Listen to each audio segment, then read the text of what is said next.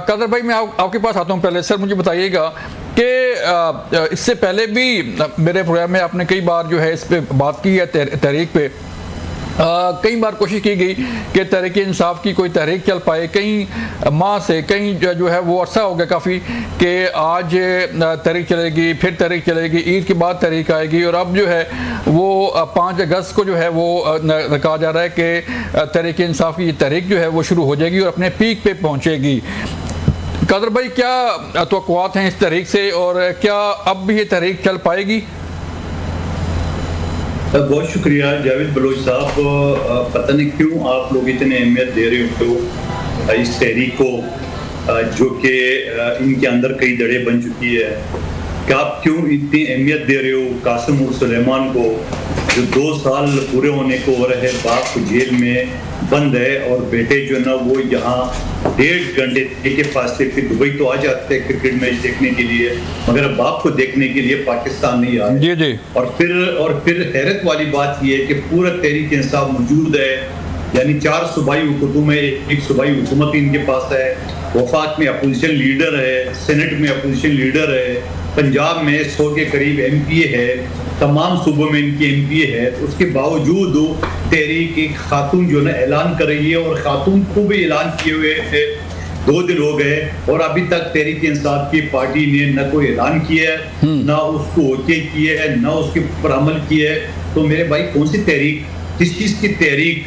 वही तहरीक जो 26 नवंबर को मासूम पश्तूनों को ला के इस्लामाबाद में बेयार और मददगार छोड़ के सबसे पहले बुशरा बीबी भागी, उसके बाद गंडापुर भागा। 15 करोड़ की आबादी पंजाब में से कितने 100 लोग निकले, 1 करोड़ आबादी सिंध में से कितने दर्जन निकले, बलूचिस्तान से कितने निकले, खुद इस्लामाबाद से कितने निकले। अभी आपको तहरीक की पड़ी है, और तहरीक लीड करेगा कासिम और सुलेमान। वाह वाह। ठीक है नासिर भट्ट साहब, आपने सुनी कादर मंदोखेल साहब की जो बातें हैं, उन्हें तो बिल्कुल नहीं लगता कि वो आएंगे। आज तलाल चौधरी ने भी कहा कि उन्हें नहीं लग रहा कि कासिम और सलमान जो है वो आ सकते हैं। अहमियत की बात नहीं, टप्पे की बात है।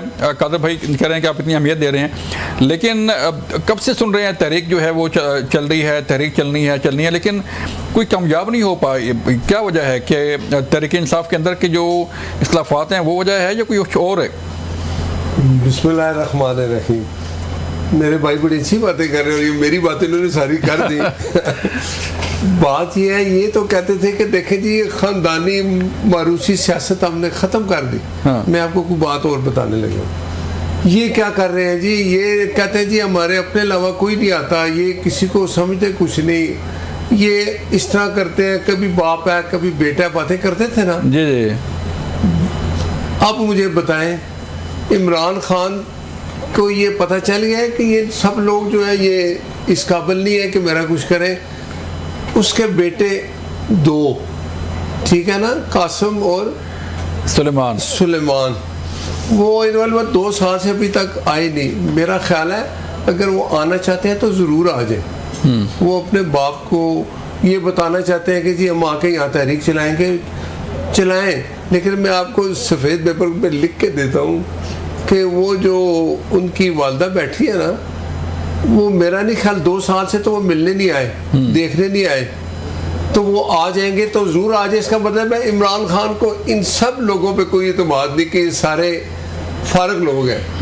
अलीमा बाजी, वो उनकी 2 बहनें, अब वो कहते हैं ना हम सियासत में नहीं है, सियासत में तो है, सियासत की लड़ाई हो रही है। वो बेगम जो है बुशरा, वो कहती है जी कि ये मेरा राइट है, मैं चलाऊंगी इसको, जो एहतजाज है। वो आई भी बाहर, उन्होंने जाके जो कुछ हायल किया उधर से KPK से, हाँ। क्या कुछ हुआ? इनका कुछ नहीं होना, ये इसी तरह रहेंगे। PTI डाइल्यूट हो चुकी है, ख़त्म हो चुकी है। जिस तरह वो आए थे, आपको याद है काफ लीग में मुशर्रफ ने 10 साल उनको। अलीमा खान कहती हैं कि खान साहब तो अब माइनस हो गए।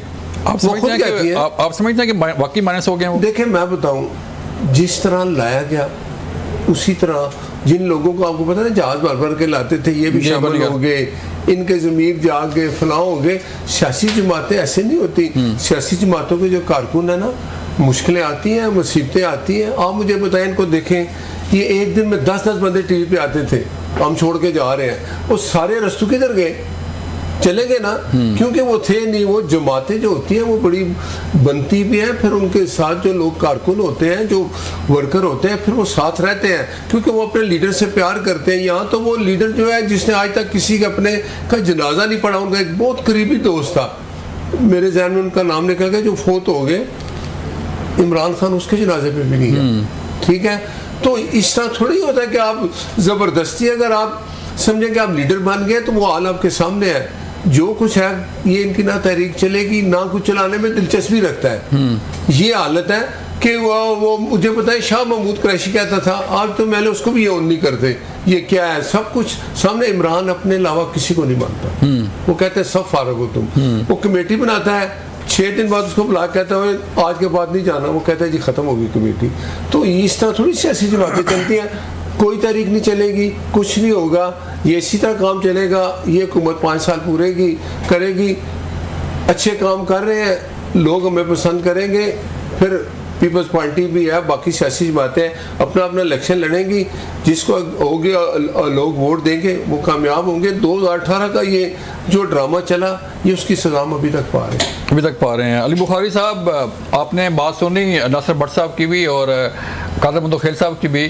तहरीक पे सवाल उठाया जा रहा है सर कि कई बार ऐलान हो चुका है कि तहरीक इंसाफ तहरीक चलाने जा रही है और हुकूमत को घर भेजने जा रही है, लेकिन अब तक जो है वो कोई तहरीक चल नहीं पाई। क्या वजह है सर कि आप कॉन्फिडेंट हैं कि ये तहरीक जो है वो चलेगी और कामयाब होगी?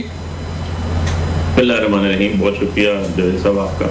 लेकिन ये सबसे पहली बात तो ये है, नासिर भट्ट साहब को नया अदब से गुजारिश है कि इलेक्शन तो वो लड़ते हैं ना जो अवामी पार्टीज होती हैं, जो अवाम से वोट लेकर तो 17 सीटों से लेकर आए, उन्होंने कौन सा इलेक्शन लड़ना है या कौन सा लोगों के पास जाना है, उन्होंने कहीं जाके और ही पॉलिशिंग करनी है, वहीं करेंगे, वही उनको एक वे ऑफ लाइट और रे ऑफ लाइट नज़र आती है।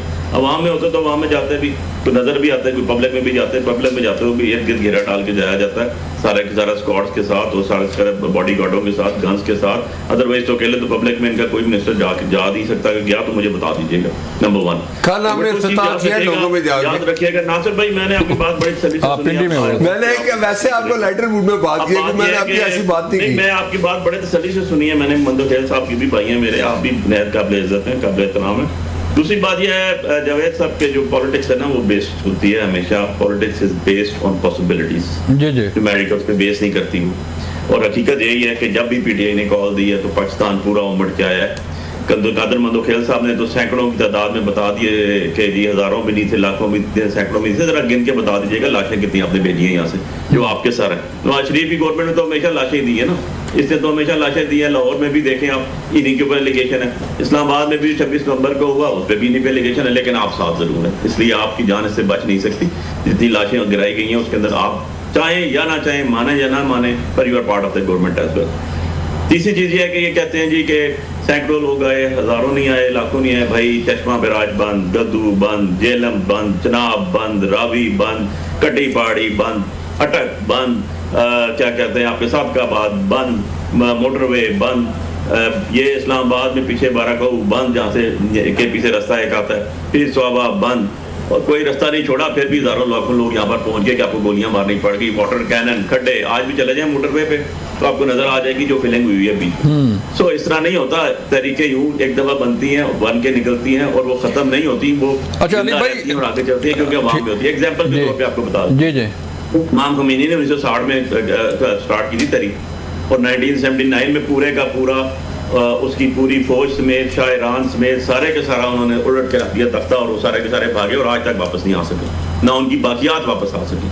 सो बात यह है कि जो आप जुल्म करते हैं वहाँ भी लाशें गिराई थी, वहाँ भी जो है वो लोगों को जिंदा आगों में भी डाल दिया गया था, गोलियां भी मारी गई थी, टैंक भी चढ़ाए गए थे, तोपें भी मारी गई थी, लेकिन अल्टीमेटली पता किसकी हुई? अवाम उन्नास की, पब्लिक एट लार्ज की। सो जब भी अवाम के साथ कोई चीज़ टकराती है ख़त्म हो जाती है।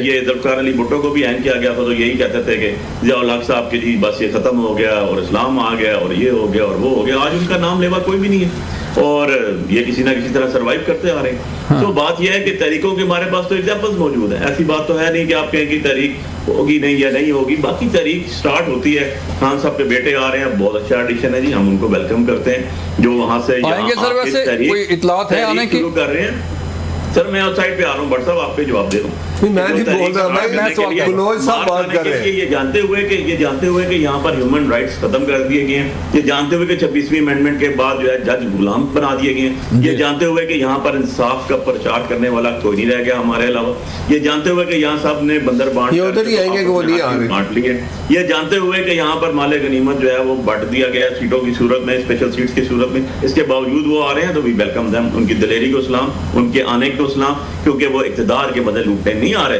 जैसे मियाँ साहब के बच्चे कहते थे हम तो पाकिस्तानी ही नहीं है, हम इंग्लिश नेशनल है, इसलिए हमारे ऊपर जो है पर्चा ही नहीं हो सकता। जो ही वो इक़्तिदार में है तो वापस वो आए, पर्चे भी वापस हुए, उन्होंने कहा नहीं जी हम पाकिस्तानी शहरी भी हैं।